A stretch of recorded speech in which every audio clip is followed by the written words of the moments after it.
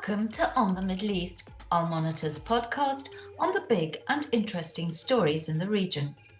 My name is Amran Zaman, and today I'll be looking at Vice President Kamala Harris's approach to the Middle East. Not much is known about the Democratic presidential nominee's views on the region. Her first ever trip abroad as a senator, though, was in 2017 to a refugee camp in Jordan for millions of displaced Syrians. She called on then President Trump to come up with a detailed strategy for Syria without elaborating one of her own. Harris opposed Trump's withdrawal from the nuclear deal with Iran and arms sales to Saudi Arabia. Since becoming vice president, she has relied mainly on the counsel of Phil Gordon, her national security advisor, who acquired broad experience of the Middle East under the Clinton, Obama, and now the Biden administrations. With us here to discuss Harris's likely course if she is elected is Omer Taspinar, a professor of national security strategy at the National War College, who co-authored a book on Turkey with Gordon, and who follows the Middle East in depth.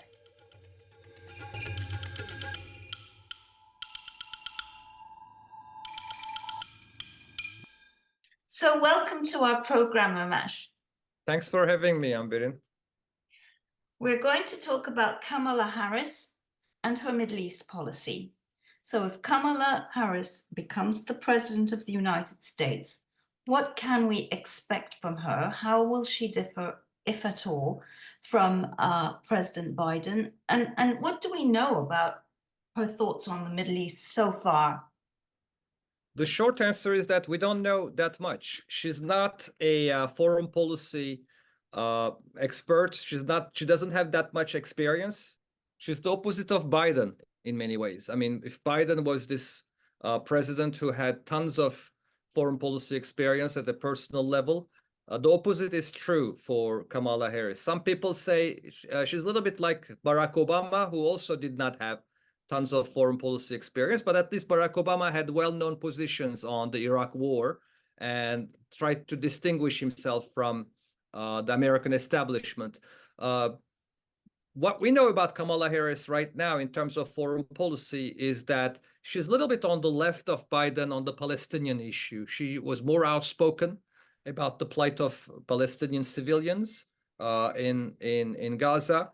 And she also, I think, was one of the first cabinet members at a very high level, of course, since she's the vice president, who emphasized the importance of a ceasefire. She demanded a ceasefire. And part of her portfolio also included to work about on the day after scenarios in Gaza, what would happen once the war is over, and to prepare to lay the ground maybe for the involvement of Arab countries and figuring out a post-conflict reconstruction dynamics. She has a reputation for being quite inquisitive in her questioning of issues. So people who worked with her, there has been a high turnover in her office.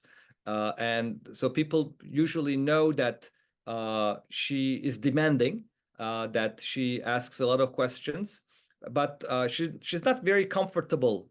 She has a reputation for not being very comfortable on foreign policy issues. That's not her cup of tea. And she struggled in a couple of interviews earlier in her tenure, especially when she was portrayed as the border czar by the Republican Party. Although she did not have really that responsibility, she was in charge of working on the root causes of immigration, the socioeconomic problems of the Latin American countries in this difficult triangle south of Mexico.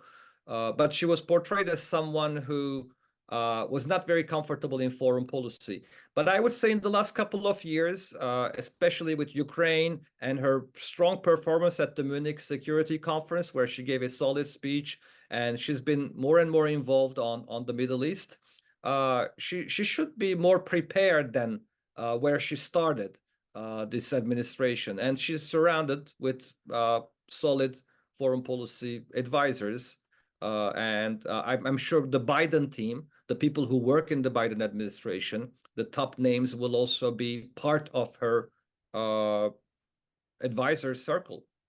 Well, we do have a few clues, though. As you say, there's not much out there, but we know, for example, that she opposed Trump's withdrawal from the JCPOA.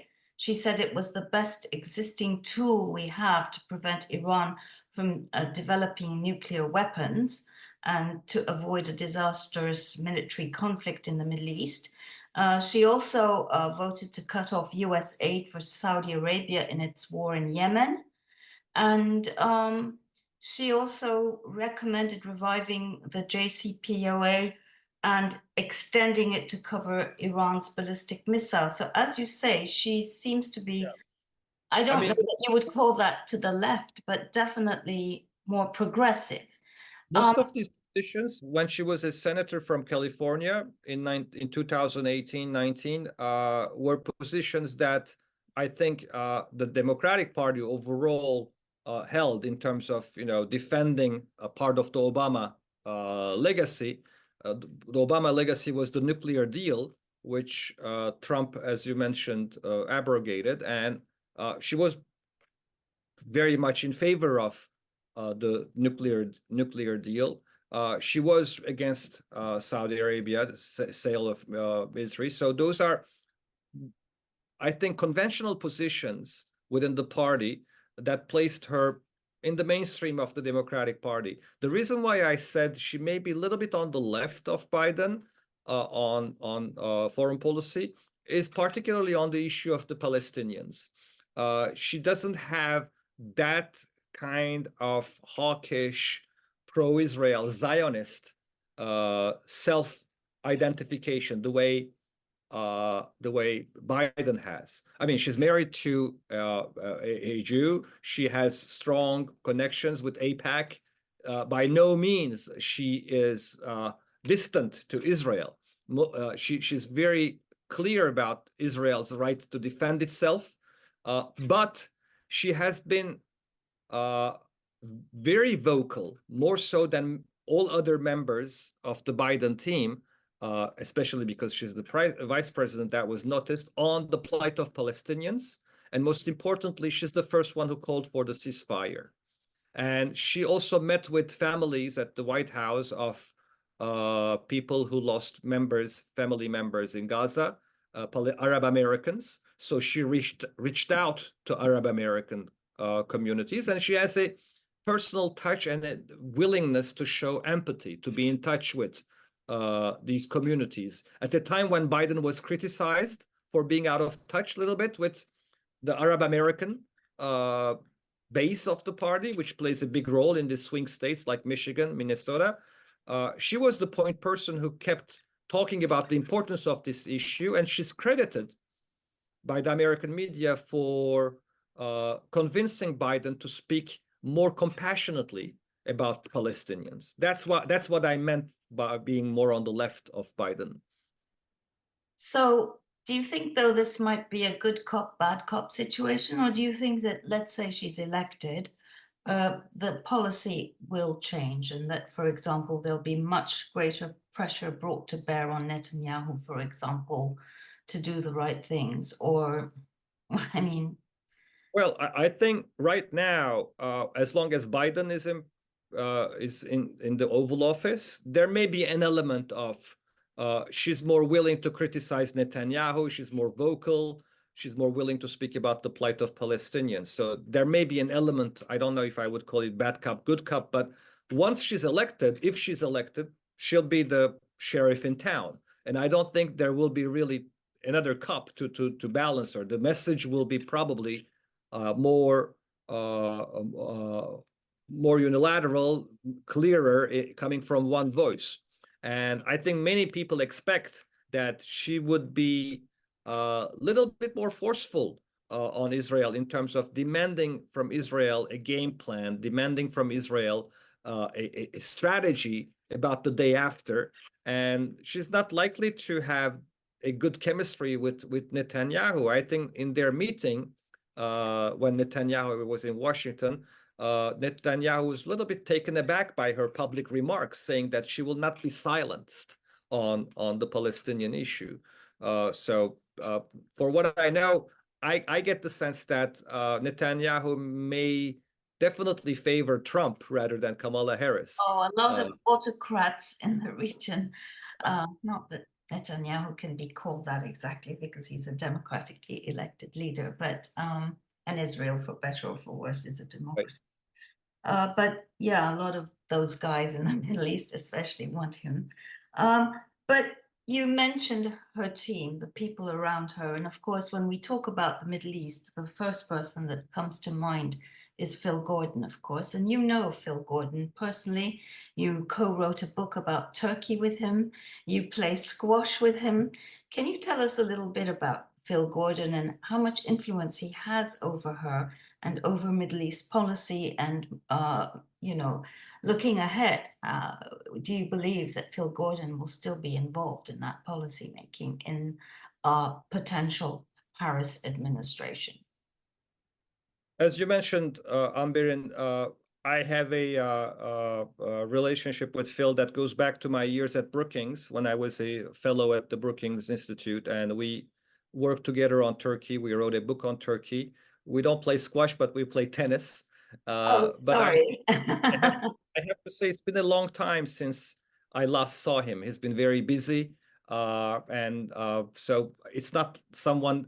Phil is not someone that I'm in touch with regularly because of his demanding schedule. So I can't claim to know exactly what he thinks about the current issues, but I remember during the Trump administration when we had more time to play tennis, we used to talk about the Middle East, and he wrote an excellent book, in my opinion, about the Middle East, which can be summarized as the danger of regime change in the region and how America should be careful about not getting into these adventures that often have unintended consequences.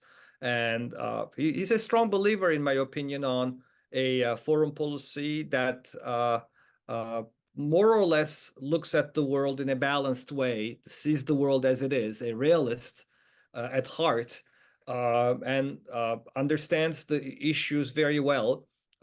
He's one of the big names within the Democratic Party in terms of his presence in several administrations, going back to the Clinton administration when he was a young National Security Council employee working with Tony Blinken. And I think Phil and Tony Blinken both worked with the Clinton administration at the time when Clinton came to Turkey after the earthquake in 1999. So he has a sound, solid knowledge of Turkey. What I can say is that he's even stronger on European issues. Phil had a reputation at Brookings for being the head of the Europe program, and he speaks French, German, Italian. As far as I know, he doesn't speak Middle Eastern languages, but during the Obama administration, he became senior coordinator for the Middle East. Well, Brett McGurk doesn't speak any Middle East languages, so that's right. Involved in the Middle East forever. It doesn't seem to be an impediment, does it? But in the context of Phil, I think when he was Assistant Secretary of Europe, I had the feeling that, you know, this is Phil's bread and butter. Europe was really what he focused on.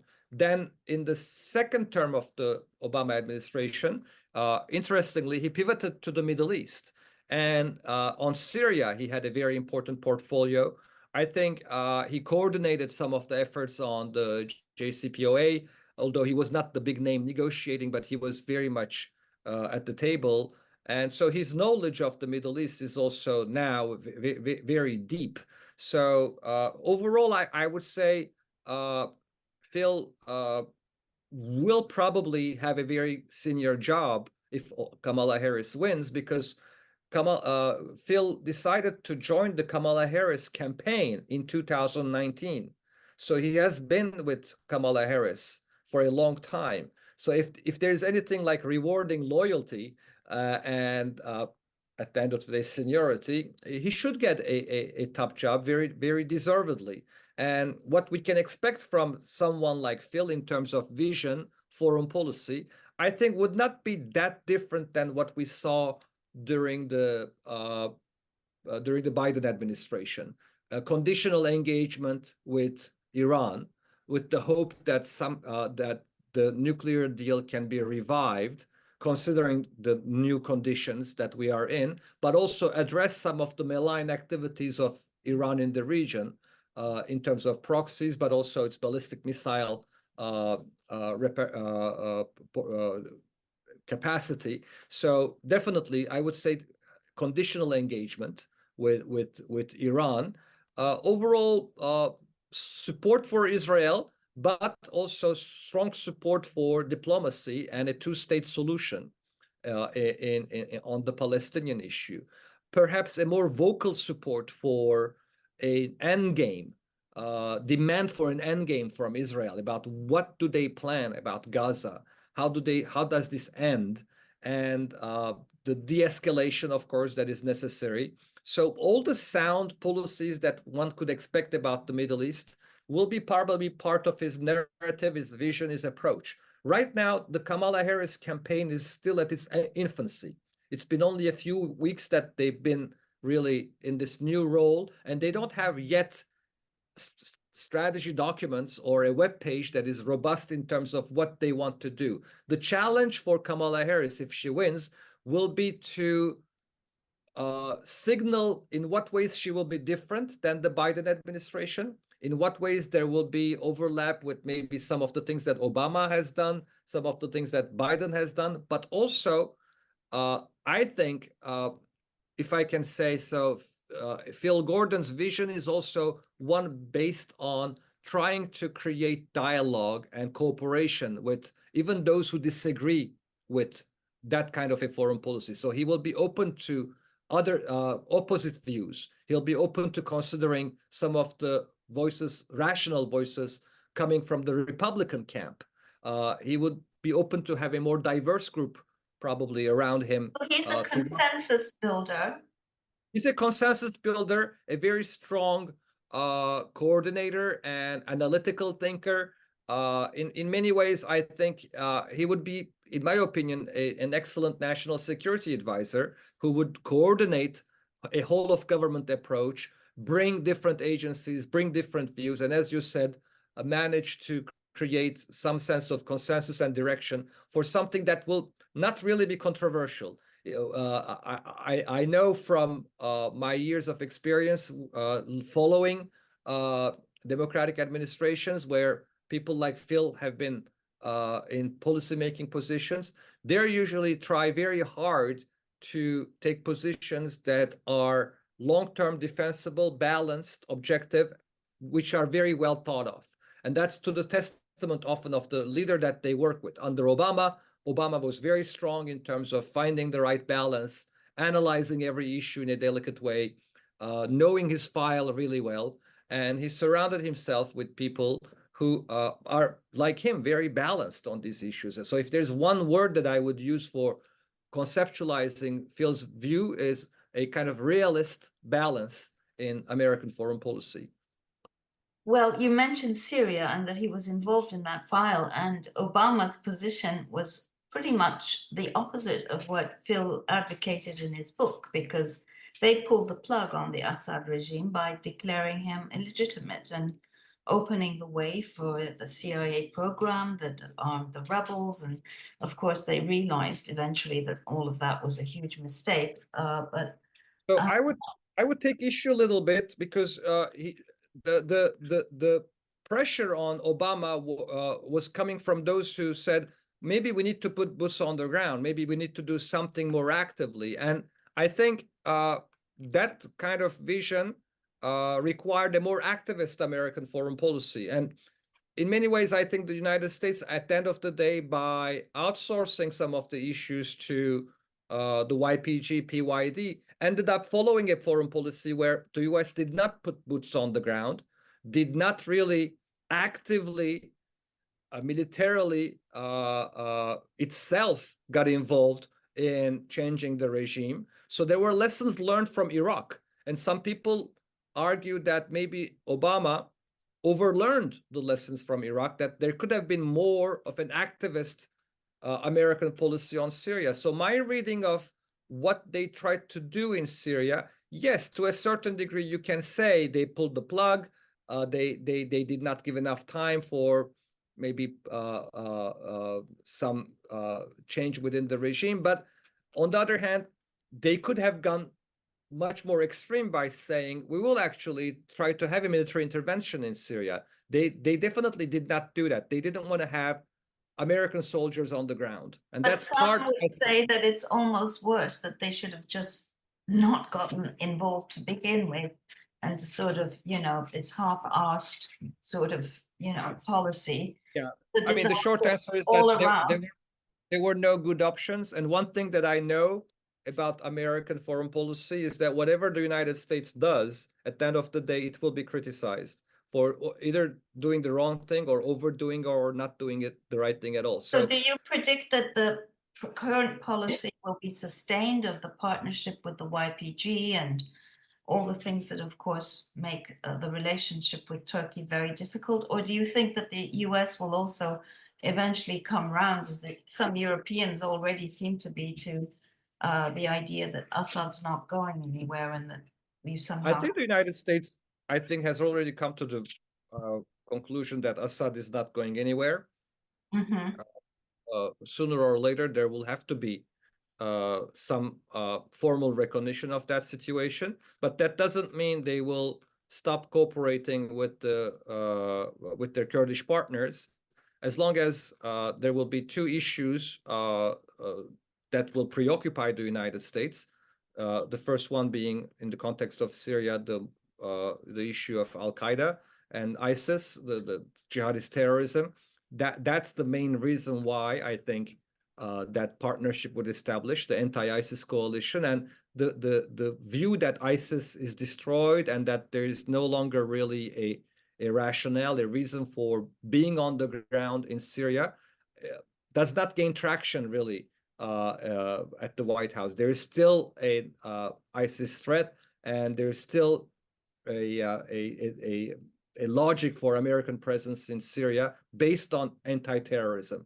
The second dimension is post October 7th, Iran has, I think, a much stronger presence in the region through its proxies, and Iran's influence in Syria is undeniable.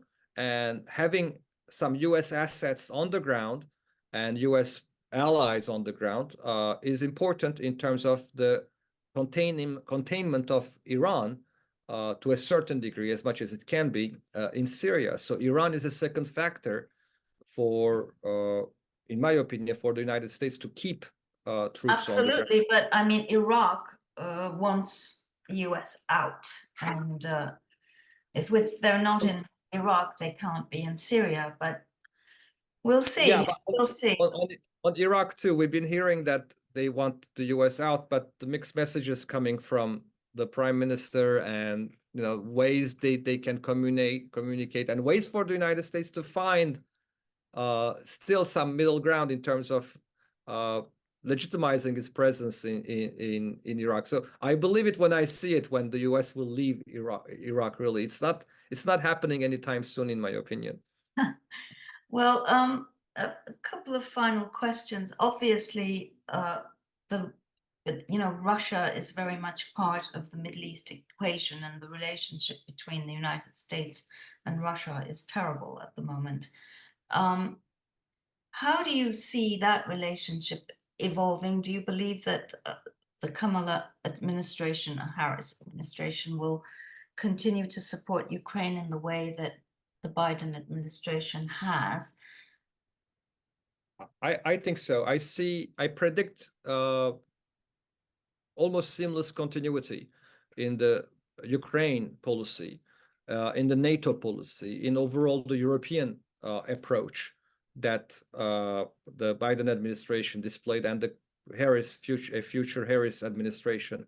The big brains behind American foreign policy in this last 4 years, people like Jake Sullivan, people like Bill Burns, people like Tony Blinken, I think they will have some presence in the Kamala Harris administration as well.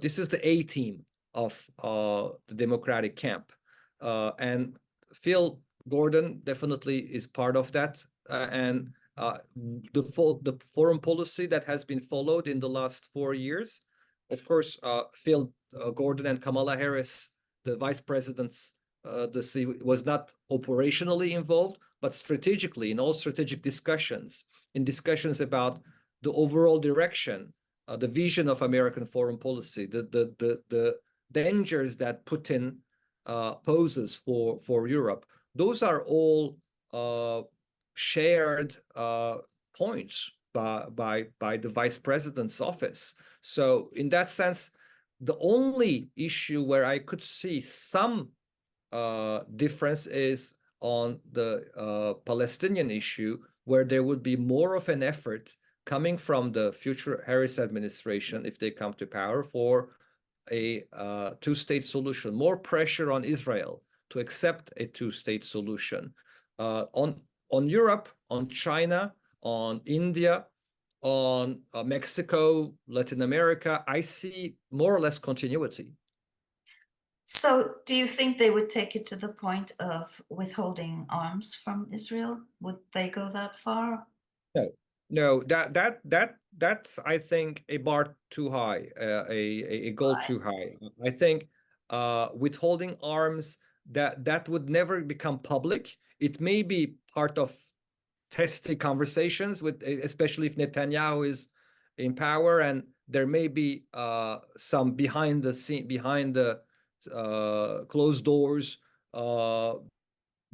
and some threats on that, but I doubt it will become public. I think there has to be a little bit more of a clearer vision and clear communication with Israel, but I don't expect this to happen under a Harris administration. Harris has strong credentials in terms of her support for Israel, and she has very strong credentials in terms of speaking out for the plight of Palestinians. And her ability to speak on behalf of Palestinian civilians depends on her pro-Israel credentials. So she wouldn't want to jeopardize her pro-Israel credentials by going too far onto the Palestinian side. So I think she will be very aware of this balance, and I hope people around her will also be very cognizant of that delicate balance in American foreign policy. There's very little the United States can do to really change fundamental dynamics in Israeli politics.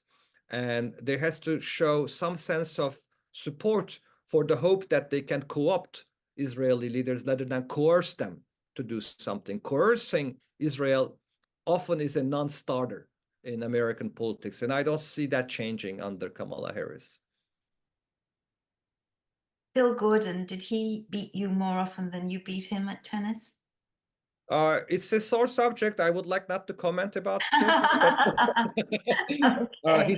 He started weak. We started playing 20 years ago. He was not a very good player, but then when he became assistant secretary, somehow he was access to the best players in the world. About it, and he, all jokes aside, Phil improved tremendously. He's very tenacious, and he hates to lose. So in most of our recent games, I hate to say he's been the winner, I've been the loser. Well, you'll probably have more opportunities.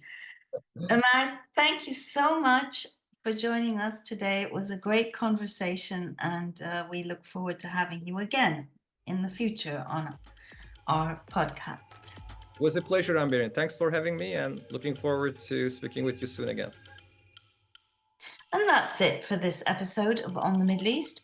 Thanks for tuning in, and don't forget to visit our website www.al-monitor.com for independent and expert reporting on the region. Thank you and goodbye.